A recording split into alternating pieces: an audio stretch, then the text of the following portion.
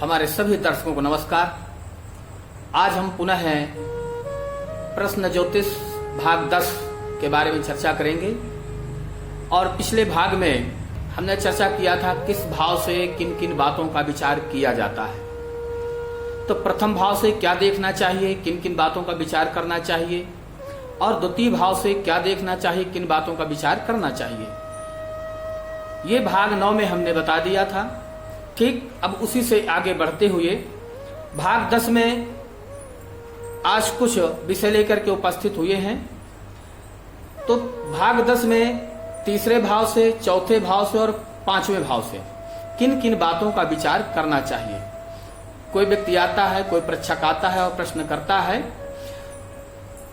तो उसका प्रश्न कुछ भी हो सकता है, किसी भाव से संबंधित हो सकता है। इसलिए किस भाव से क्या देखना चाहिए, ज्योतिषी को यह जानकारी होना अति आवश्यक है। जब तक इस विषय की उसे जानकारी नहीं होगी तब तक वह कुछ भी बताने में असमर्थ होगा। तो इसी विषय पर आगे बढ़ते हुए आज चर्चा करते हैं कि तीसरे भाव से किन किन बातों का विचार किया जाता है। तो तीसरे भाव से भाई और बहनों का विचार किया जाता है। भाई कितने होंगे, बहन कितने होंगे, भाइयों भाइयों के बीच संबंध कैसे रहेंगे, अच्छे रहेंगे या नहीं रहेंगे। इन बातों का विचार भी तीसरे भाव से किया जाता है।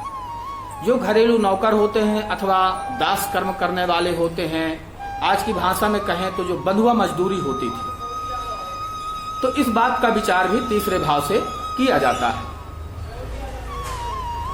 लेखन का विचार, रेटन का विचार भी तीसरे भाव से किया जाता है। अगर तीसरे भाव में अच्छे ग्रह हैं,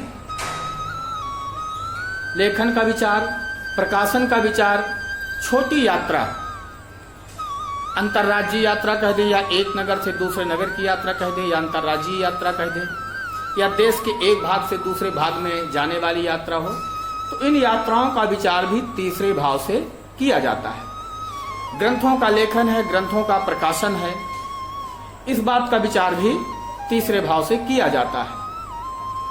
और जो अन्य अधीनस्थ कर्मचारी वर्ग हैं, तो अधीनस्थ कर्मचारियों का विचार भी तीसरे भाव से किया जाता है। अब इसी विषय पर हम आगे बढ़ते हैं। अब चौथे भाव से किन किन बातों का विचार किया जाता है। जनपत्रिका के अथवा प्रश्न कुंडली के चौथे भाव से क्या क्या देखना चाहिए। तो बाग बगीचे का विचार चौथे भाव से करना चाहिए। वाटिका, खेत, खलिहान का विचार भी चौथे भाव से करना चाहिए।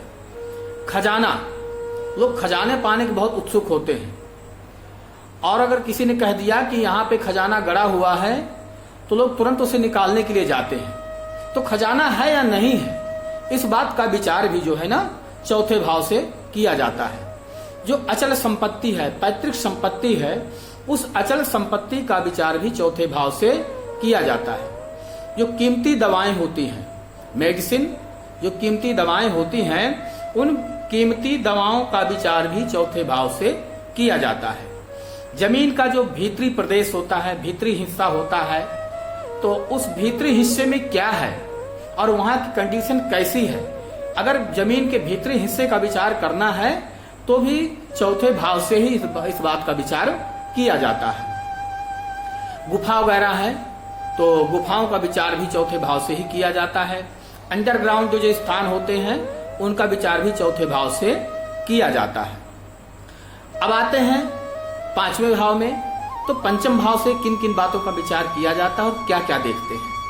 तो जनपत्रिका अथवा प्रश्न कुंडली के जो पंचम भाव होता है, तो गर्भ का विचार किया जाता है। गर्भ में पुत्र है अथवा पुत्री है, संतान है अथवा नहीं है, संतान होगी या नहीं होगी, गर्भस्थ शिशु की क्या स्थिति रहेगी, स्वस्थ रहेगा अथवा अस्वस्थ रहेगा, या गर्भपात होगा या गर्भ सुरक्षित रहेगा। इन बातों का विचार पंचम भाव से किया जाता है। संतान का विचार पंचम भाव से किया जाता है। शिष्य गुरु शिष्य की जो परंपरा है, इस बात का विचार भी पंचम भाव से किया जाता है। शिष्य अच्छा होगा या शिष्य अच्छा नहीं होगा, शिष्य का व्यवहार अपने गुरु के प्रति कैसा होगा, इन बातों का विचार भी पंचम भाव से किया जाता है।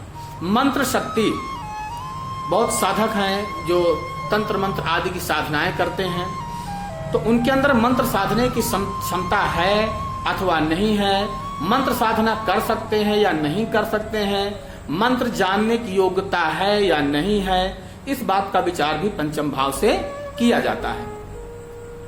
साथ ही साथ उसके अंदर नेतृत्व क्षमता कितनी है, नेतृत्व करने में सफल है अथवा नहीं है, उसके इन बातों का विचार भी पंचम भाव से किया जाता है। प्रबंध शक्ति, प्रबंधन वो कर पाएगा अथवा नहीं कर पाएगा, वो किसी चीज का प्रोजेक्ट तैयार कर सकता है अथवा नहीं कर सकता है, प्रोजेक्ट तैयार करने की उसके अंदर कितनी योग्यता है, क्या प्लानिंग कर सकता है, इस बात का विचार भी पंचम भाव से किया जाता है। संधि की योग्यता, दो व्यक्तियों के बीच में, दो दोस्तों के बीच में, दो राज्यों के बीच में जो संधि होती है, समझौते होते हैं, तो इस बात का विचार भी पंचम भाव से किया जाता है। विद्या का विचार भी पंचम भाव से किया जाता है। व्यक्ति को विद्या प्राप्त होगी अथवा नहीं होगी, विद्या कितनी मात्रा में प्राप्त होगी, विशिष्ट योग्य व्यक्ति होगा अथवा सामान्य स्तर का व्यक्ति होगा, उसकी बुद्धि कैसी होगी, बुद्धि तीव्र होगी अथवा नहीं होगी, तो विद्या और बुद्धि का विचार भी पंचम भाव से किया जाता है। इस प्रकार से पंचम भाव से क्या क्या देखते हैं, ये सारी चीजें पंचम भाव से आ जाती हैं। तो आज हमने प्रश्न कुंडली अथवा जन्मपत्री के तीसरे भाव, चौथे भाव और पंचम भाव से किन किन बातों का विचार करते हैं, इस बारे में चर्चा किया। यदि हमारा वीडियो अच्छा लगे तो हमारे चैनल को सब्सक्राइब करें और हमारे वीडियो को लाइक करें और दूसरे को भी शेयर करें, ताकि दूसरे व्यक्ति को भी इस विषय की जानकारी हो सके। बस आज की वीडियो में इतना ही। शेष अगले भाग में बताएंगे कि छठवें सातवें आठवें भाव से किन किन बातों का विचार किया जाता है। तब तक के लिए आप सभी मित्रों को नमस्कार।